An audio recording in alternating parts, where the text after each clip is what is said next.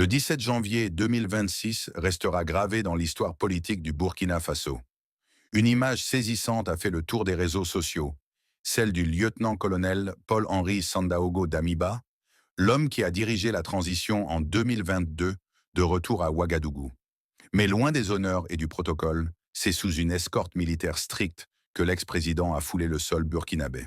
Extradé par le Togo après 3 ans d'exil, il se retrouve aujourd'hui face à son destin et à la justice de son pays. C'est un séisme politique majeur que nous analysons aujourd'hui. Comment l'asile de Lomé s'est-il transformé en piège? S'agit-il d'une victoire judiciaire ou d'un tournant stratégique pour le capitaine Ibrahim Traoré? Bienvenue sur Africa Fresh Info, l'information à temps réel. Le basculement, de l'exil à la chute. Pour bien comprendre cette affaire, il faut remonter au 30 septembre 2022, le jour où Damiba est balayé par le coup d'État du capitaine Traoré. Depuis ce vendredi 30 septembre, c'est lui le nouveau président du MPSR, l'organe dirigeant du Burkina. Capitaine de 34 ans, Ibrahim Traoré. À l'époque, pour éviter un bain de sang, un accord est trouvé et il s'exile au Togo sous la protection du président Faure Gnassingbé.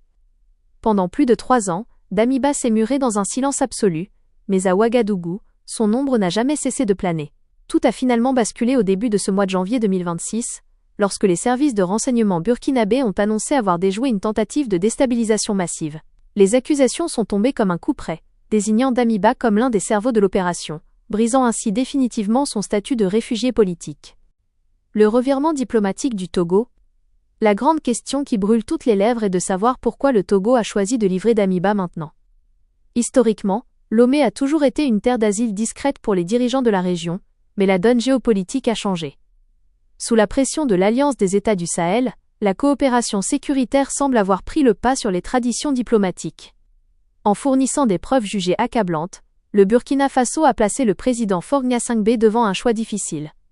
Finalement, Lomé a privilégié la stabilité régionale et ses relations avec le bloc de l'AES.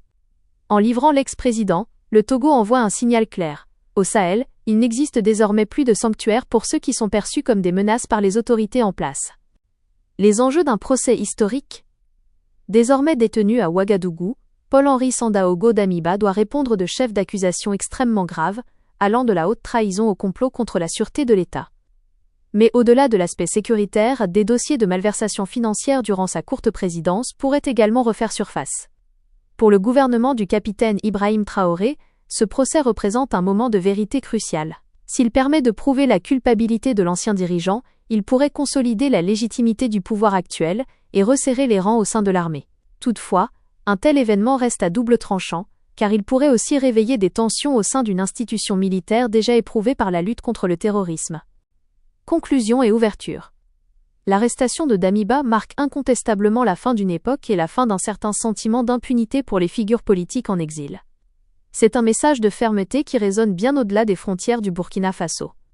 Mais une interrogation demeure. Ce retour forcé va-t-il réellement apporter la sérénité attendue, ou va-t-il ouvrir un nouveau chapitre de turbulence? Nous attendons votre avis avec impatience. Pensez-vous que cette extradition est une étape nécessaire pour la justice burkinabé? Dites-le nous en commentaire, partagez cette analyse et n'oubliez pas de vous abonner. C'était Africa Fresh Info, l'information à temps réel.